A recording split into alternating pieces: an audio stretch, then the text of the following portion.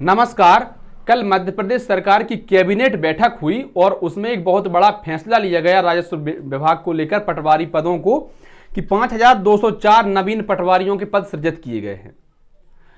असल में यह फैसला क्यों लिया गया है, यह सोचने का विषय है, क्योंकि अगले साल मध्य प्रदेश में विधानसभा के चुनाव भी हैं। युवा सरकार से नाराज भी हैं, तो इससे युवाओं को रोजगार मिलेगा। और ऐसा भी कहा जा रहा है कि पटवारियों पर वर्कलोड कम करने के लिए भी यह फैसला लिया गया है। सभी पहलुओं को हम अलग अलग तरीके से देखेंगे, क्योंकि सबसे पहले तो आप ये फेसबुक पोस्ट देख लीजिए जो मध्य प्रदेश के गृह मंत्री माननीय नरोत्तम मिश्रा जी ने कहा है कि कैबिनेट ने पटवारी संवर्ग में 5204 नवीन पद सृजित करने के प्रस्ताव को मंजूरी दी है। इतनी बात ठीक है। मुझे लगता है आप सभी जानते हैं कि पटवारी एक ग्रामीण स्तर का बहुत बड़ा अधिकारी होता है। अपने आप में एक कहानी है ऐसी कि एक बार पटवारी गांव में गया तो उसके पीछे कुत्ता पड़ गया। पटवारी गांव में भागता फिरे, कभी इस गली में कभी उस गली में, कुत्ता उसके पीछे पीछे फिरे। आखिरी पर पटवारी एक पेड़ पर चढ़कर बोला, देख कुत्ते, अगर तेरे पास 1 बीघा जमीन भी होती तो तुझे बताता कि पटवारी क्या चीज होती है। तो पटवारी अपने आप में एक ग्रामीण स्तर का बहुत बड़ा अधिकारी होता है। आइए सबसे पहले अब हम ये वीडियो सुनते हैं जो माननीय गृह मंत्री मध्य प्रदेश शासन नरोत्तम मिश्रा जी ने कहा है। इस वीडियो को सुन लीजिए आप। प्रदेश के में वर्तमान पटवारियों के कुल स्वीकृत पद 19,020 हैं, किंतु उपलब्ध पदों पर अब पुनर्नियुक्तियां किया जाना आवश्यक हो गया है।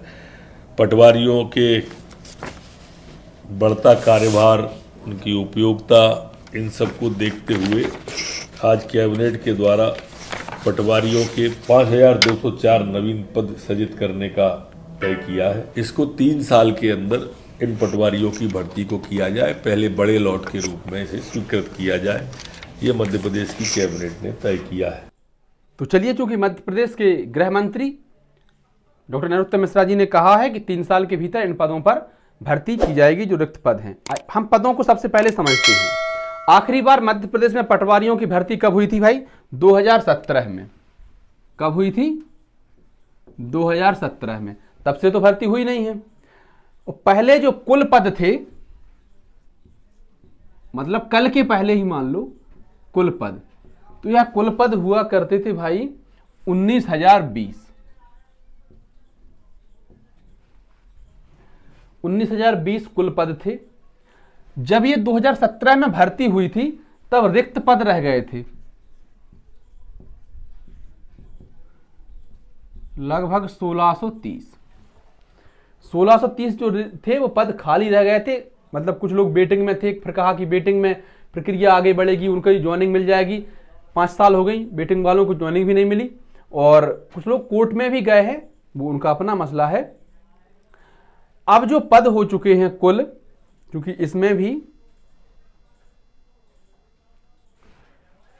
नवीन पद देखिए पहले,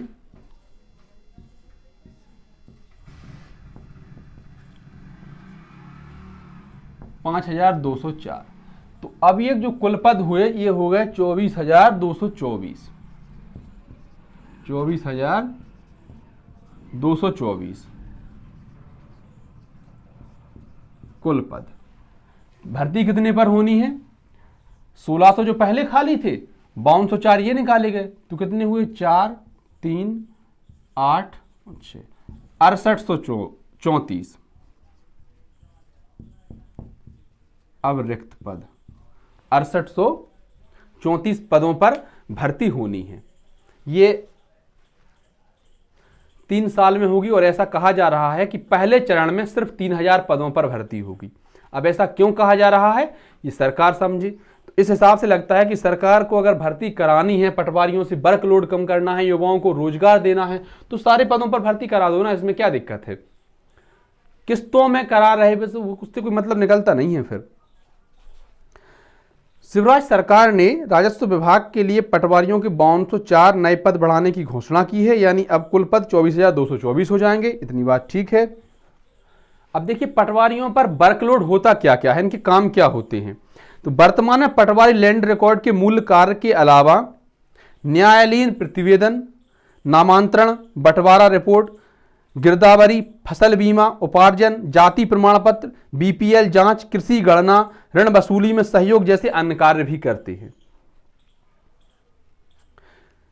इसलिए लैंड रिकॉर्ड के मूल कार्य के अलावा अन्य कार्य करने से पटवारियों पर कार्यभार बढ़ा है। इसे कम करने प्रदेश में तहसील मुख्यालय पर 428 वर्कलोड पटवारी पदस्थ किए जाएंगे। क्या आप इतनी बात समझ पाए? तो सरकार ने यह तर्क दिया है कि पटवारियों को अभी बहुत काम है, जिनके वर्कलोड करने के लिए नवीन पद सृजित किए गए हैं। और इसका दूसरा पक्ष यह है कि अगले साल विधानसभा चुनाव है, युवाओं में नाराजगी है। 2017 में जब पटवारी पेपर हुआ था उसी वक्त एसआई की ही भर्ती हुई थी। तब कुछ लोग थे जो दुर्भाग्यवश एसआई परीक्षा में रह गए थे। कुछ लोग ऐसे भी थे जो तभी ग्रेजुएशन करके आए थे। अब उन्हें लगता था कि शायद इस बार हम भर्ती ना दे पाए, अगली बार हम एसआई बनेंगे, हमारा भी सपना है, आज तक भर्ती नहीं हुई। कुछ लोग तो ओवरेज भी हो गए। मैं अपनी अगर व्यक्तिगत मत बताऊं तो मैं यह चाहता हूं कि नियमित भर्तियां होनी चाहिए, भले कम पदों पर हों। जैसे कि जो लोग एसआई के लिए अब ओवरेज हो चुके हैं, उनके मन में ये मलाल जरूर है कि काश हमने एक बार परीक्षा तो दी होती, हम लड़े तो होते मैदान में। बिना लड़े हार जाना बहुत दुर्भाग्यपूर्ण होता है, बहुत दर्द भरा होता है। तो परीक्षा में कौन कौन शामिल हो सकेगा? हालांकि एसआई में तो एज की लिमिट है, इसमें तो 40 साल तक एज है, तो कोई दिक्कत की बात नहीं है। क्योंकि यह अनुमान है कि आपको ग्रेजुएशन होना जरूरी है और 2 साल के भीतर सीपीसीटी पास करना भी जरूरी होगा। एज जो है, एज लिमिट 40 है। और जो इनको उम्र में आरक्षण मिलता है, आयु में आरक्षण मिलता है, उनको आरक्षण अपना यथावत चलता रहेगा। सिलेबस की बात करें तो इसके लिए हम एक विस्तार से वीडियो बनाएंगे। पहले आप यही समझ लीजिए कि 100 प्रश्न होते हैं, 100 नंबर का पेपर होता है मोटे तौर पर, जिसको हम बाद में समझेंगे। तो देखिए, अब मेरी यही सलाह है इस रिपोर्ट को देखकर, क्योंकि चुनावी साल है तो भर्तियां तो होंगी ही। अगर उन्होंने 3000 पद का कह दिया है तो ज्वाइनिंग नहीं होगी तो चुनाव से पहले पहले परीक्षा जरूर हो जाएगी। परीक्षा नहीं होगी तो पेपर फॉर्म तो जो है भर ही जाएंगे, और जब फॉर्म भर जाएंगे तो फिर परीक्षा तो करवानी ही पड़ेगी। इसलिए मेरी सलाह यह है कि तैयारी में जुट जाइए, अच्छे से मेहनत करिए और अपने लक्ष्य को प्राप्त करने के लिए आगे बढ़िए। धन्यवाद प्यारे साथियों। वीडियो आपको अच्छा लगा हो तो वीडियो को लाइक शेयर जरूर करें और हमारे चैनल को सब्सक्राइब भी करें।